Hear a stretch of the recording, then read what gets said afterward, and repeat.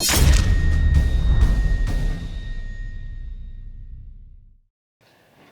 it's a tough game. I was sharing with the guys in the locker room. It's a game where we won the kicking game, and it's what we talk about all the time: winning the kicking game. We did that, and I thought we were very good in the kicking game. We were efficient on offense. We were able to score points. However, we did talk about being able to score in the red zone, and again, that kind of was a thorn in our side in terms of being able to score. And once we were down there, we felt like we really should have been 42, 49 points. And that's a disappointing thing. And then defensively, just felt like you got to be able to get off the field on third down. They have a good team, good offense, and they only have averaging 6 third downs. I saw here we forced them to 8 third downs, but we didn't get off the field. They were 5 of 8, and if you're not going to get off the field against a good team, you're going to struggle to stop them, and because they have a lot of weapons. And just a little disappointing, if you could tell. I just think, as coaches, we can do a better job putting those guys in position to make plays, and that's my job, especially on the defensive side of the ball. So we'll reevaluate, we'll look at the film, and we'll get better. And we've done it each and every week, and so I don't see why we wouldn't continue to do that as we move forward. What went into the decision to start Chris today? Just as you look back in terms of our opportunity to evaluate both Chris and Jimmy in games, and it felt like Chris was the most efficient over that time period. Really encouraged them and just told them again when we walked over here that utilize those legs. Chris is a good athlete and he can run, and so that's the equalizer. And you get some opportunity to be able to run the football. It loosens up the defense, and they got to count for him as a runner as well as a thrower. And so excited about what Chris did for us today. Chris, was there anything you learned in the 2 weeks that you were watching from the sidelines that helped you today?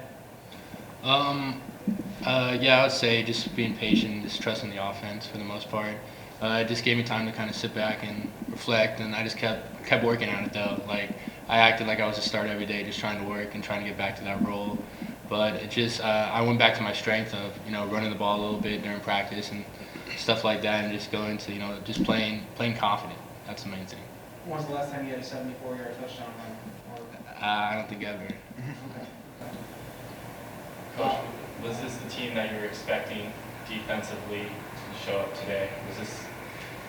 Was this in terms of defense the team that you were expecting to come and face you guys offensively? Are you talking Dayton defense? Dayton, yeah. We had a pretty good idea, obviously, what they're going to do.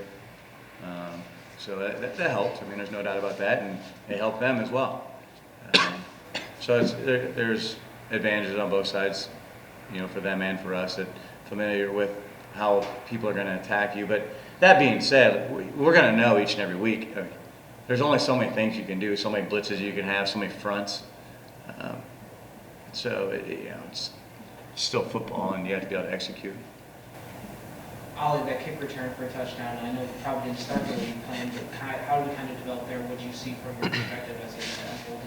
Well, yeah, obviously I dropped the ball, so that's not a good thing. But right when I picked it up, I just saw this big old hole and kind of got my eyes wide, and then I just tried to hit it as fast as possible. And credit to my guys for hitting every block and helping me get through the hole.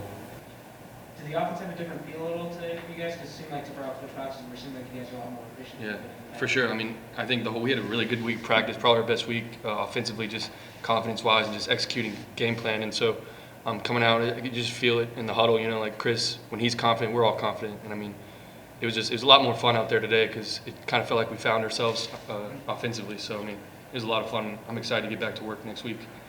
And Cody, what do you see from the perspective of the running game? It seemed like that was also one of the better days you guys have had on the ground. Definitely one of the better days we've had running. Our O-line did a phenomenal job today, just getting push, getting yards. Every time I got the ball, it was an easy 4 yards just because how much push our O-line was getting up the middle. I could bounce it as I pleased. All credit to them for the run game today.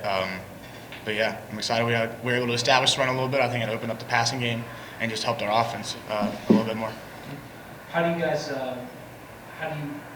work on the red zone efficiency? What do you guys have to do to get more touchdowns instead of selling field goal attempts? Keep working. Every day in practice, keep working. One thing we harped on, especially as seniors, is we got to finish games, we got to finish drives, finish every play. Just got to keep working at that and just finishing every play, every drive. getting in the end zone as much as we can. How much different is there, or I guess how much difficult is, I hate to use the phrase moral victory because I know we talked about that last time, it's not the phrase you guys would like to use, but to have a game where you have chances to maybe get closer, even take the lead in one situation, how much difficult is it to take this loss and some of the other losses this season? I say it's a tough. I mean, it's These definitely are the tough, most but, frustrating, yeah. I would say, Yeah. because you're right there, and you know you can compete with these guys, and you know. I'd say we've been there like the whole year. It feels like we're 1 or 2 plays away from being in every game, and today we were 1 or 2 plays. I mean, really from just winning this game, and so it's encouraging for the next couple weeks because we just know we got to make that play. If I can speak on that one, I think where my first year as a coach, it just felt a very calm sideline, and it was refreshing that 14-0, Yeah. 14-0, even keel.